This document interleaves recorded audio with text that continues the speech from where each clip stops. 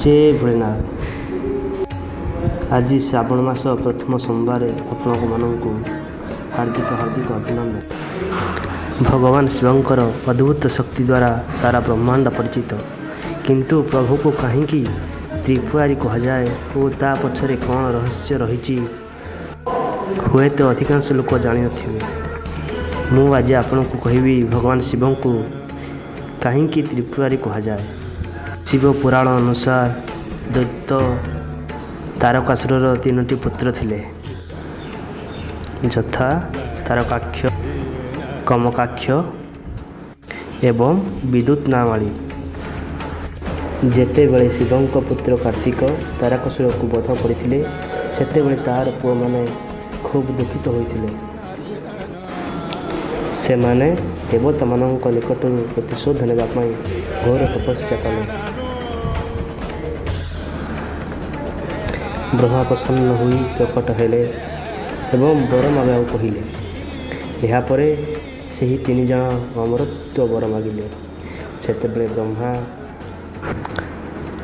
ब्रह्मा कहिथिले मु एही वर देई पारिबि नाही, एहा को छाड़ी अन्य किछि वर माग। यापर एही तीन दैत्य ब्रह्मा को कहले आपण जदि आम उपरे प्रसन्न अछंती तेबे आमको एभली नगर प्रदान करंतु जेउठी आमे तीन जन अलग अलग बसी तीन लोक को भ्रमण करें। जेतेबेले आमे एकाठी होइजिबु आम भवन को त्रिपुर कहुब। आउ आम भवन को गोटे बाण नष्ट करुवा व्यक्ति ही आम मृत्युर कारण हम। ता छड़ा ये संसार में ए विश्व आमर कहीं किसी भी क्षति करें ना। यापर ब्रह्म तथास्तु कही अंतर्ध्यान हो गले। यापर यही तीन दैत्य निज महल को पाई बहुत खुशी हेले एवं निज महल को पाई से ब्रह्मा को धन्यवाद जणाइले।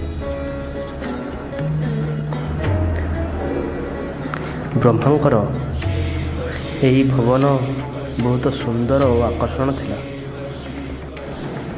यही नगर मानक मध्य गोटे सोना एवं अन्यटी चांदी एवं आउ गोटे लुहार थिला। यापर यही तीन दैत्य तीन लोक निजर आधिपत्य विस्तार करने उत्पात आरंभ करदे। यापर सबु देवता महादेव शरण को गले। देवता मानकर कथा शुणी महादेव त्रिपुर को विनाश करने प्रस्तुत हो गले। महादेव सर्वदा निज भक्तर मनस्कामना पूर्ण करती, दुख समय रे साहाय्य करती, निज भक्त को निज पुत्र बोली भावती। विश्वकर्मा भोलानाथों असुर संहार करने निमंते एक दिव्य रथर निर्माण कले, जेउथिरे चंद्रमा और सूर्य तांकर चक हेले। इंद्र, वरुण, जम और कुबेर आदि से रथर लोकपाल और घोड़ा हेले। हिमालय धनु हेले, शेषनाग धनुर सूता हेले। स्वयं भगवान विष्णु तीर हेले और अग्निदेव से बाणर मुन हेले। से ही दिव्य रथरे महादेव विराजमान करी दैत्य मानकर विनाश करने को गले। दैत्य और देवता मानक मध्य घोर युद्ध होला।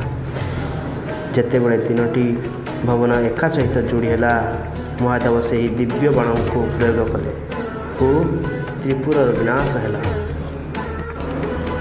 यही भीषण युद्धरे प्रभु शिवंकर विजय है।